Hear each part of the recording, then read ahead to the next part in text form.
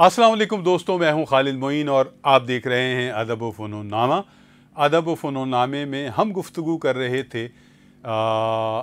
इससे पहले वाले हिस्से में छीना वादा खिलाफ़ी है पर जो अफसानवी मजमुआ है गाज़ी सलाहुद्दीन साहब का, और ये मजमुआ 50 साल की ताख़ीर के बाद शाया हुआ है। इस 50 साल ताख़ीर का ज़िम्मेदार कौन है और 50 साल के बाद इस अफसानवी मजमुए का जवाज़ क्या है? क्या ये अफसाने सारे अफसाने जो शाया हुए हैं इसमें, क्या ये सब आज के अफसानों के साथ रखे जा सकते हैं? और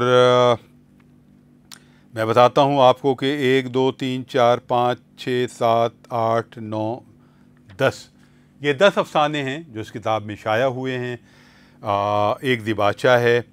जो 2.5 पौने 3 सफ़े का है, और एक मज़मून है जो पहले भी शाया हो चुका है। वक्त बहुत कम है, लेकिन ये निस्बतन इन 50 साल अफसानों के बहुत बाद का है और ताज़ा कहा जा सकता है, जो आसिफ फ़रूख़ी साहब के एक रिसाले में शाया भी हो चुका है और ये नातमाम है। इसके अलावा मोहब्बत का मुतलाशी एक नौजवान, ये सैयद काशिफ रज़ा का एक बहुत ख़ूबसूरत तज़कियाती मज़मून है जो गाज़ी सलाहुद्दीन साहब के अफसानों के पस मंज़र में और पेश मंज़र में लिखा गया है। तो ये जो मैंने सवालात किए, इन सवालात के जवाबात ख़ुद यकीनन गाज़ी सलाहुद्दीन साहब के जहन में भी होंगे, और उन्होंने इसका मुख्तसर जवाब भी अपने दिबाचे में दिया है। जहाँ तक मैं समझता हूँ कि इन 10 अफसानों का शाया होना एक बहुत कीमती बात है। एक वजह तो ये है कि ये सारे अफसाने यकजा हो गए, छप गए, जो इधर उधर बिखरे हुए थे, और आने वाले शायद 10 बरस में, 20 बरस में, 25 बरस में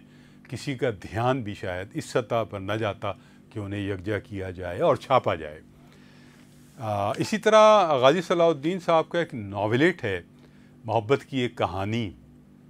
जो उन्होंने इस अफसानवी मजमुए में शाया होने नहीं दिया,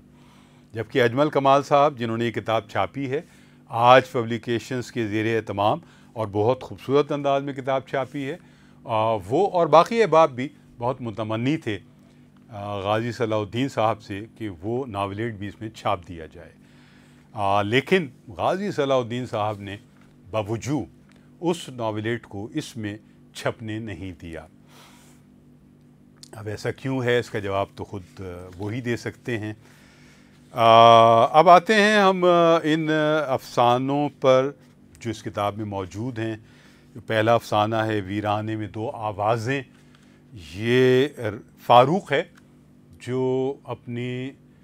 मोहब्बत की नाकामी के बाद, चोट खाने के बाद, अपनी मोहब्बत के गम को भुलाने के लिए पहाड़ों पर चला गया है, मरी चला गया है, और वहाँ उसकी मुलाकात अपनी उम्र से बड़ी एक ऐसी ख़ूबसूरत ख़ातून से होती है, आबदा से, जिनके शौहर गुज़र गए हैं और वो वहीं एक स्कूल में पढ़ा रही हैं, और फिर एक रेस्टोरेंट में उनकी मुलाकात होती है, और एक और भी नौजवान ख़ातून वहाँ, नसीम भी साथ हैं आबदा के। ये सारा जो सिलसिला है जिसमें वो दोनों मुकालमा करते हैं, और फ़ारूक अब इस बात का तमन्नाई नज़र आने लगता है कि वो आबदा से, चूँकि उम्र में बड़ी हैं, और वो भी क्योंकि अपने शौहर को भुलाने के लिए तगो-दो कर रही हैं, लेकिन वो संजीदा ख़ातून हैं, और वो फ़ारूक को अपनी उम्र से छोटा ही तसव्वुर करती हैं, और फ़ारूक भी अपनी उम्र से बड़ा ही तसव्वुर करते हैं आबदा को, और उनके लिए हमेशा एक इज़्ज़त के साथ उनको याद करते हैं या उनसे बात करते हैं। और लेकिन आबदा देखती है, समझती है कि वो मुल्तफ़ित हो रहा है फ़ारूक, लेकिन वो ऐसा नहीं चाहती, और वो वाज़े तौर पर बता देती हैं कि मैं अपने शौहर की यादों के साथ ही रहना चाहती हूँ। तो वीराने में दो आवाज़ें जो हैं, इसमें ज़ाहिर है कि अब फ़ारूक की वो मोहब्बत जो नाकाम हो गई, जो आबदा भी उससे वाकिफ़ है, उसका नाम अर्जुमंद है, तो अर्जुमंद का ज़िक्र बार बार होता है, और जो आबदा के शौहर हैं उनका भी ज़िक्र होता है। ये दो गायब किरदार हैं, लेकिन बहरहाल इस अफ़साने में दोनों का ज़िक्र चलता है और बहुत सारी बातें हमें उनकी गुफ्तगू से मालूम होती हैं। लेकिन फ़ारूक के कामयाब नहीं हो पाता और आखिर में आबदा उससे मिलना चाहती हैं, लेकिन वो इंतज़ार करती रह जाती हैं और फ़ारूक नहीं आता। इसके बाद और ये बड़ा एक अफ़साना, बहुत तवील सा अफ़साना है, शायद सबसे ज़्यादा तवील यही अफ़साना है जिसमें मोहब्बत और बहुत सारी बातें और चीज़ें डिस्कस हुई हैं। जीना वादा खिलाफ़ी है, उसके बाद एक अफ़साना है जिसमें वही एक बिछड़ी हुई मोहब्बत, जो इन अफ़सानों में जो है या तो मोहब्बत की तलाश है या एक बिछड़ी हुई मोहब्बत की याद है। और सैयद काशिफ़ रज़ा ने एक और अहम बात की है कि ये अफ़साने बहुत जगह एक सवानही सूरत हाल भी पैदा करते हैं, ऑटोबायोग्राफ़ी भी लगती है इन सारे अफ़सानों में या बहुत सारे अफ़सानों में। और मुझे भी बिल्कुल ऐसा लगता है कि इसमें हीरो एक ही आदमी है, एक ऐसा आदमी जो यह तो मोहब्बत हासिल करने, मोहब्बत को पाने की जस्तजू कर रहा है, और उसमें एक इज़्तिराब की कैफ़ियत उस पर तारी होती है, उदासी की कैफ़ियत तारी होती है, और वो एक जस्तजू में लगता है और अपनी बड़ी तहज़ीबी शख्सियत के साथ वो सारा मोहब्बत की तलाश कर रहा होता है, या मिलाप की तलाश कर रहा होता है, या करीब आने की तलाश कर रहा होता है, जहाँ वो सिगरेटें भी पीता है और उदास भी होता है, और फ़लसफ़ियाना अंदाज़ में अपनी मोहब्बत के बारे में सवालात भी उठाता है, अपने जज्बे को भी टटोलता है, अपने दिल को भी टटोलता है, और जेबों में हाथ डालता है ये नौजवान बार बार। जी हाँ, बार बार जेबों में हाथ डालना इसका एक बड़ा महबूब मशग़ला है, और उदास होना एक बड़ा महबूब मशग़ला है, और सोचना, बार बार सोचना, सारी सूरत हाल पे सोचना, अलग अलग रुख से सोचना, ये इस नौजवान का बहुत महबूब मशग़ला है। तो जीना वादा खिलाफ़ी में भी एक बिछड़े हुए महबूब के हवाले से वो फिर पूरी मोहब्बत को याद करता है, सोचता है, और ये भी है कि इस मोहब्बत के बाद कोई मोहब्बत नहीं होगी, और फिर एक नौजवान लड़की रूही जो है उसकी ज़िंदगी में आ जाती है, और फिर वो रूही कम उम्र की लड़की है लेकिन दीवानगी की हद तक उसके करीब आने की कोशिश करती है, और ये उसको पीछे करने की कोशिश करता है, जो ज़रा उससे उम्र में बड़ा नौजवान है, संजीदा है, और बड़ी उसके घर में एक बात है। और फिर वो एक जगह आकर लिखता है कि मोहब्बत में या तो आदमी शिकार हो जाता है या शिकारी हो जाता है, तो मैं भी ऐसा लगता है कि मैं शिकार कर रहा हूँ। रूही का या उस लड़की का दिल तोड़कर, उसे पीछे हटाकर, करीब करके फिर पीछे हटाकर, वो आखिर में लिखता है कि और ये जो सबक मैंने दिया है रूही को, अब रूही भी आने वाले किसी कल में किसी को अपने करीब करेगी और फिर शायद उसे भी दूर कर देगी। ये एक नफ्सियाती तासुर रखने वाला एक अफ़साना है, और ज़ाहिर है जुमलों की साख्त और जो कहानी की बुनत है, अफ़साने की बुनत है, और जो खूबसूरतियाँ हैं लिखने की, किरदारों को बयान करने की। हम सफ़र से सुलह, एक मैं समझता हूँ कि ये एक अलामती किस्म का एक अफ़साना है जो इन सारे अफ़सानों में जो हकीकत पसंदी के तहत लिखे गए हैं, लेकिन ये अफ़साना शायद मुझे वाहिद अफ़साना लगा। एक ये अफ़साना और एक उड़ान, ये दो अफ़साने ऐसे हैं जो कि निस्बतन नीम अलामती कह लें। हम सफ़र से सुलह तो बिल्कुल ही अलामती है, जिसमें सारा एक मुकालमा है, और वो हम ज़ात से एक मुकालमा है जो आपस में उलझे हुए हैं, एक दूसरे से लड़ते हैं, और फिर वो सवालात करते हैं एक दूसरे से, और वो हमज़ात पूछता है कि तुम मुझसे इतनी नफ़रत क्यों करते हो, मुझे इतना पीछे क्यों धकेलते हो, मुझे अपने साथ क्यों नहीं रखते, और मुझे अपनी ज़ात का हिस्सा क्यों नहीं बनाते। तो ये एक बहुत खूबसूरत अंदाज में बातें चलती हैं और आखिर में फिर हमज़ात से सुलह हो जाती है। उड़ान तो एक ऐसा अफसाना है जो एयरपोर्ट पर जो विज़िटिंग गैलरी होती है वहाँ एक किरदार है जो जिसका मशगला है और महबूब मशगला है कि वो वहाँ आ जाता है और देखता है कि लोग अपने अहबाब को, रिश्तेदारों को, अपनी महबूब हस्तियों को अलविदा कह रहे हैं और आंसू बहा रहे हैं, हाथ हिला रहे हैं और वो लोग भी जो अब जहाज़ पर चढ़ेंगे वो भी हाथ हिला रहे हैं। और इसी तरह जब लोग आते हैं, जहाज़ से उतरते हैं, तो वो मनाजिर भी बहुत दिलचस्प होते हैं, बहुत पुरजोश होते हैं कि आने वाले देख रहे होते हैं और विजिटिंग गैलरी में जो खड़े हुए लोग होते हैं, उनके ख़ानदान वाले, उनके दोस्त अहबाब, उनके महबूब, वो सब बहुत बेचैनी से इंतज़ार कर रहे होते हैं। और अब ये किरदार जो है वो बहुत दिलचस्पी के साथ उन सब लोगों को देखता है, उनके तासुरात नोट करता है और ज़ाहिर है लगता है कि वो एक तन्हा नौजवान है और उसका कोई ऐसा नहीं है जो मुल्क से बाहर जा रहा हो या शहर से बाहर जा रहा हो या शहर के बाहर से अंदर आ रहा हो, शहर के अंदर या मुल्क के अंदर आ रहा हो, जहाँ उसको भी ये मौका मिले कि वो हाथ लहराए। हालांकि हाथ लहरा भी देता है ज़ाहिर है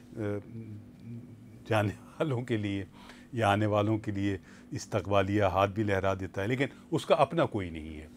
और फिर वो बोर भी हो जाता है एक वक्त में। तो ये एक बहुत दिलचस्प अफसाना है और जो बहुत ही जैसे कैमरा वर्क होता है उस टेक्निक पे ये अफसाना है और बहुत ज़बरदस्त है। और एक और अफसाना है जिसमें एक महबूब से बात होनी है टेलीफ़ोन पर और उसमें एक वक्त तय किया गया है 10:30 बजे रात को और वो टेलीफ़ोन के पास 1.5-2 घंटे से जो अफसाने का हीरो है, जो ज़ाहिर है गाज़ी सलाहुद्दीन साहब के अलावा और कौन होगा, तो वो बहुत ही फ़िलॉसफिकल अंदाज में सूरत हाल का जायज़ा ले रहे हैं, सिगरेटें फूंक रहे हैं और सोच रहे हैं कि उनका महबूब उन्हें क्या जवाब देगा। चूँकि वो जवाब देना है उसने 10:30 बजे के उस महबूब को इनकी मोहब्बत जो है वो उससे इकरार है उस मोहब्बत का या इनकार है उस मोहब्बत का, और वो इंतज़ार कर रहे हैं और वक्त गुज़र नहीं रहा। कभी वो फ़िल्मी गीत लगा देते हैं रेडियो से, कभी वो कोई गीत गुनगुनाते हैं, सिगरेटें फूंक रहे हैं, फिर वो उठकर टहलने लगते हैं, वही जेबों में हाथ डाल के जो उनका एक महबूब मशगला लगता है उस नौजवानी में होगा। तो और फिर वो आहिस्ता आहिस्ता वक्त करीब आ जाता है और क़यामत की घड़ियाँ गुज़र जाती हैं, लेकिन वो फिर कुछ भी नहीं होता और एक कम उम्र लड़की, 14 साल की लड़की उनके घर पर मौजूद है जो उनसे मुतासिर है, उनके करीब आना चाहती है। और एक वक्त में जहाँ वो अपने आप से सवाल जवाब कर रहे होते हैं अपनी उस मोहब्बत के हवाले से जिसका वो बहुत शिद्दत से इंतज़ार कर रहे थे कि वो क्या जवाब देगी महबूबा उन्हें, और उन्होंने सोच लिया था कि इसके बाद फिर क्या होगा। अगर इनकार, पहले तो इकरार चल रहा था, बाद में उन्होंने इनकार के हवाले से बहुत सारी बातें सोची, जिसमें एक बात ये भी थी कि इसके बाद फिर मोहब्बत कैसे हो सकती है, जो सारी ज़िंदगी उसी की याद में गुजर जाएगी। लेकिन इख्तिताम होता ये है कि वो अपनी बहन को आवाज़ देते हैं, छोटी बहन को, और उस लड़की को जो कि घर में मौजूद होती है उसको कहते हैं बहन को कि उससे कहो कि आकर मुझसे एक किताब ले जाए। तो यानी यहाँ ये बात वाज़ेह है कि अब वो एक मुंतकिम शख्सियत के रूप में ढल चुकी है उनकी शख्सियत, और उनकी मोहब्बत भी मुंतकिम हो चुकी है, और अब वो एक नौजवान और एक नौखेज़ लड़की के साथ अपना कोई रब्त बढ़ाने के लिए तैयार है। तो इस तरह के अफसाने हैं, ये ज़बरदस्त किताब है, जीना वादा खिलाफ़ी है, ज़रूर ख़रीदें और ज़रूर ख़रीद के पढ़ें और उस पर गुफ्तगू करें। ये आपको आज पब्लिकेशंस से मिल जाएगी, अजमल कमाल साहब से मिल जाएगी। ऐसी किताब है जो रिकॉर्ड में रखने वाली भी है। हालांकि इसमें बिल्कुल इख्तिताम में जो एक बात लिखी है हमारे गाजी सलाहुद्दीन साहब ने, वो ये है कि और अब मैं अपनी इन पुरानी कहानियों और तहरीरों को आपके सुपुर्द करता हूँ, यानी क़ारीन के सुपुर्द करता हूँ। और यहाँ एक बहुत माना खेज़ जुमला है, आपसे मेरा मतलब कुछ गिने चुने लोग ही हैं। यहाँ तो उन्होंने कलम ही तोड़ दिया लेकिन मेरा ख़्याल है कि गाजी सलाहुद्दीन साहब का हल्क़ा बाब बहुत वसी है, उनके चाहने वाले बहुत ज़्यादा हैं। उनकी सहाफ़त के हवाले से बहुत बड़ा हल्क़ा है, उनकी दानिश्वरी के हवाले से बहुत बड़ा हल्क़ा है, और जो माजी के लोग हैं वो उनकी अफ़साना निगारी के भी मोहतरिफ़ हैं। उनका जो नावलेट है मोहब्बत की एक कहानी, उसके भी बहुत ज़्यादा मद्दाह हैं पाकिस्तान में, हिंदुस्तान में, पूरी दुनिया में। तो ये किताब खूब पढ़ी जाएगी और इसके कई एडिशन सामने आएंगे। तो गाजी सलाहुद्दीन साहब माशाल्लाह 86 बरस के करीब हो गए हैं, तंदुरुस्त तवाना माशाल्लाह, सेहतमंद, और सबसे अच्छी बात यह है कि याददाश्त उनकी बहुत गज़ब की है और अब भी उसी तरह पढ़ते हैं बहुत दिलचस्पी के साथ। उनके घर के जो ड्राइंग रूम है उसमें किताबें ही किताबों के शेल्फ लगे हुए हैं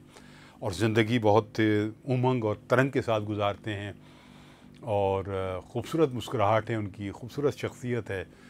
एक असर अंगेज़ शख्सियत है, असर डालने वाली शख्सियत है,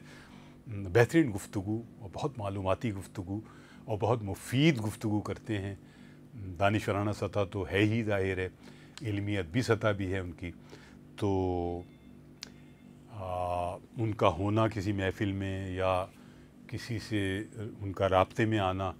ये ब्लेसिंग ऑफ गॉड है। बस यहाँ खालिद मोइन को इजाज़त दीजिए। अपना और अपने बाप का ख्याल रखिए। खुदा हाफिज़।